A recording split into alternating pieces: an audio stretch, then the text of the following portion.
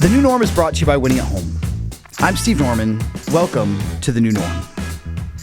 I remember hearing a speaker a few years ago, and he told the story of his 5-year-old daughter. And for whatever reason, he and his wife had to discipline her for some kind of misconduct. And I'll never forget him relaying the story. And she said this. She goes, "Dad, everyone keeps telling me how to be good, but nobody tells me how." And I believe there's a really beautiful blueprint in Paul's letter to the Romans chapter 6, about how to walk in the goodness of God. I'm going to read verses 8 through 18. "Now, if we died with Christ, we believe we'll also live with him. For we know that since Christ was raised from the dead, he cannot die again. Death no longer has mastery over him. The death he died to sin once for all, but the life he lives to God. In the same way, count yourselves dead to sin, but alive to God in Christ Jesus. Therefore, don't let sin reign in your mortal body so that you obey its evil desires. Do not offer any part of yourself to sin as an instrument of wickedness, but rather offer yourselves to God as those who have been brought from death to life, and offer every part of yourself to him as an instrument of righteousness. For sin shall no longer be your master, because you're not under the law, but under the grace. What then? Shall we sin because we're not under the law, but under grace? By no means. Don't you know that when you offer yourselves to someone as obedient slaves, your slaves are the one you obey, whether you're slaves to sin, which leads to death, or obedience, which leads to righteousness? But thanks be to God that though you used to be slaves to sin, you have come to obey from your heart the pattern of teaching that has now claimed your allegiance. You have been set free from sin and have become slaves to righteousness." So Paul gives us a couple different thoughts about how to live a life that results in goodness. And the first step to walk that path is to consider where you are. Verse 11 in that passage said, "Count yourselves dead to sin, but alive to God in Christ Jesus." The word count or consider here comes from a verb that also means to take inventory. And if you've ever worked in retail or manufacturing, you know about tracking inventory. There's usually a number in the system about what number of the product that we have. And then we have to ask, does that number match the number on the shelves? And a spiritual inventory looks at the system which says, okay, according to God's kind of warehouse software, I am dead to sin. Well, now I have to go and check the shelves. And if there's sin or disobedience on the shelves, then I have to go back and say, well, where did I forget that I am dead to sin, but alive to God in Christ Jesus? Galatians 2:20 is one of my favorite verses of all times. It says, "I have been crucified with Christ, and I no longer live, but Christ lives in me. The life I now live in the body, I live by faith in the Son of God who loved me and gave himself for me." If you've ever seen the 1994 Disney animated film, The Lion King, you know that there's a scene where Simba, who is the heir apparent, he is the prince of Pride Rock, he is destined for the throne. When his father Mufasa passes away in a tragic accident, Simba feels a lot of shame and fear, and so he runs away. And rather than leaning into his calling as future king, he kind of turns into a punk, and he spends a lot of his time wasted kind of trolling around the savannah with a singing warthog and meerkat. And there's a really powerful scene in that movie where he has this vision of his father from beyond the grave who calls his name from the clouds at night and says, "Simba, you have forgotten me." And then he's got this great line that's always stuck with me. "You are more than what you have become." And anytime we settle for a life of spiritual recklessness, anytime we forget that we are dead to sin but alive in Christ Jesus, we settle for something that is less than who God says we are. Less than the people that he called and created us to be. Less than the people that he died and rose again to redeem. But once we know that that's true, we can tell ourselves, I don't have to go back to that old life. I don't have to go back to that bondage. I don't have to go back to those choices or rhythms or patterns again. Not now, not ever. Paul says, consider where you are in your journey, that you have come forward, that you've come past, you've come beyond. And then discover what to do. Sometimes it's hard to know what goodness looks like. Romans 6:13 says, offer yourselves to God as those who have been brought from death to life. And then here's the phrase I want you to catch. And offer every part of yourself to him as an instrument of righteousness.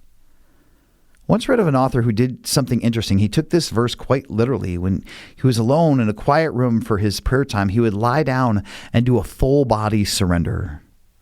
he would run a scan from the top of his head to the tips of his toes and say, God, I am offering all of me to you. In some ways, this is a chance to revisit baptism. I come from a tradition that practices baptism by immersion, which means that water covers every part of you at the moment of baptism. And in this offering, we're saying, God, every part of me belongs to you. My mind, my thoughts, my creativity, my memories, my fears, they're yours. My ears, what I choose to listen to and why, they're yours. My mouth, everything that I speak, and all the things that I refuse to speak, that's for you.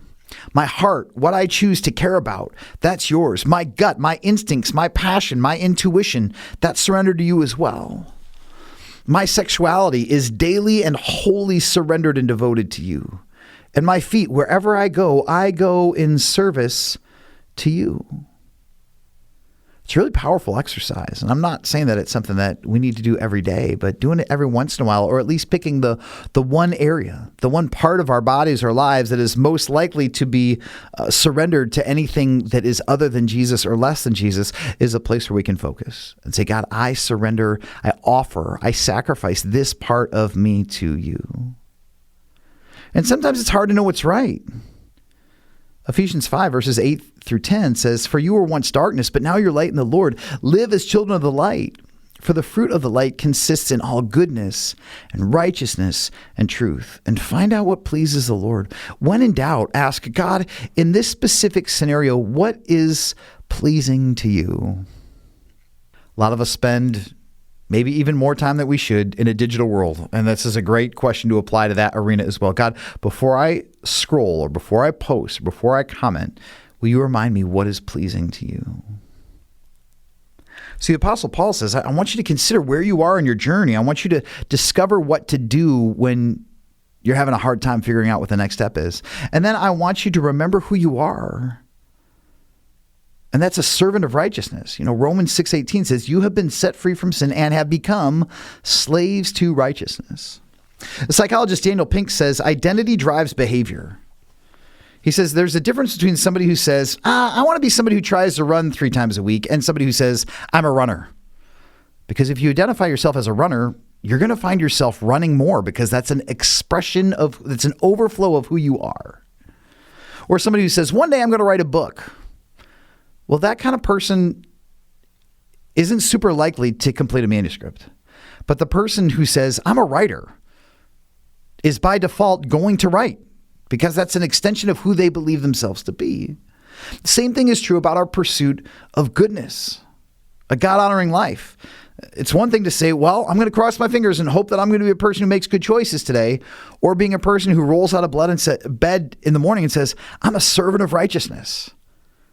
And I want that to shine through everything that I do today. About a week ago, when my family and I were driving through downtown Zeeland, small town in West Michigan where we live, about a posse of about 20 motorcycles passed us going the opposite direction. And sure enough, a lot of them were wearing matching vests. And I love reading motorcycle club names on vests. They let people know who those bikers are, what club they represent, and what values they stand for. And I think sometimes the church in America has gotten sideways because we're wearing the wrong vests. We're wearing vests that say culture warriors or political operatives or rock throwers or culture critics. And along the way, we forgot that there's only supposed to be one title on that vest, and that's servants, not of self, but servants of righteousness. When we remember who we are, goodness is the overflow. It's not the goal. And for many people, the pursuit of goodness is laced with pressure or shame. They're living with this try harder mentality. They say, it's up to me to root out anything in my life that looks less than good. And the result is this perpetual anxious striving. For others, goodness is all about appearances. They've got carefully filtered image that they present to the world that is good, that is flawless, that is pristine, regardless of whatever darkness may lurk in the corners of their hearts. Now, see, we like to think that people who express goodness, people who bear good fruit, are people who are plugged into a faith community. But church attendance and volunteering and small group leadership and generous giving don't necessarily result in goodness. But walking with Jesus, hearing his voice, connecting with him at a soul level, that leads to goodness. When we keep in step with the Spirit, good fruit follows every single time. Psalm 23 says this, God, you prepare a table before me in the presence of my enemies. You anoint my head with oil. My cup overflows. Surely your goodness and love will follow me all the days of my life, and I will dwell in the house of the Lord forever. Listen to that last verse again. Surely your goodness and love, some translations say mercy, will follow me all the days of my life. So it's summer in Michigan, and these are great times to be on a boat. And when a power boat hits a decent speed, what does it always leave behind it? A wake.